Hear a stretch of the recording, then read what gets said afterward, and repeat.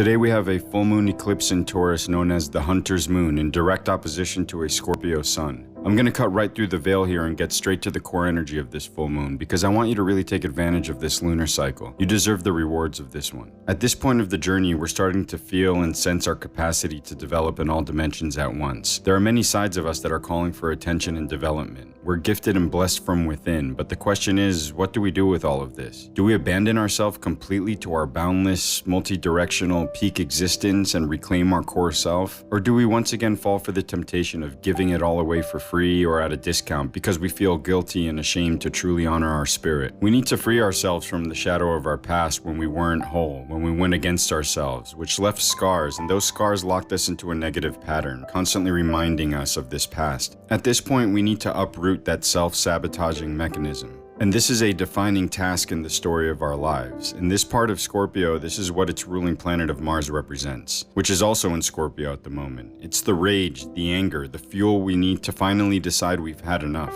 And it manifests as a charged and empowered multi-directional force of self, the total belief in ourselves and our future. But on the Taurus side, which is ruled by Venus, and especially with Jupiter also in Taurus at the moment, there's also this idea that in order to truly move on from these previous patterns, we need to forgive, release, heal, and bless. The goal is to move through these changes in our life and get to the next stage, to a better version of self, not to re-engage in the battles of the past. We don't need revenge, we need revitalization. We don't need to beat others, we need to conquer ourselves. And none of this means that we should be completely passive. It's the opposite. We need to be totally engaged and active, because Taurus is all about focus and intent. It gives us clarity of vision and the ability to focus our energy on a singular goal. But our intent needs to be aligned with a deeper commitment to self and not a hatred of others. We need to learn to transmute negative and traumatic experiences into fuel for our own success. That's the Scorpio-Taurus balance. It's learning how to stay with ourselves and on our path while also understanding that the hardships, the negativity, the hate, the enemies, the lies and deceptions that we are inevitably going to have to confront are the ultimate fuel for the journey. Don't let demons trick you into hitting the pause button on your destiny on account of their projections. All they can do is induce and tempt us away from the path. That's all they've ever done.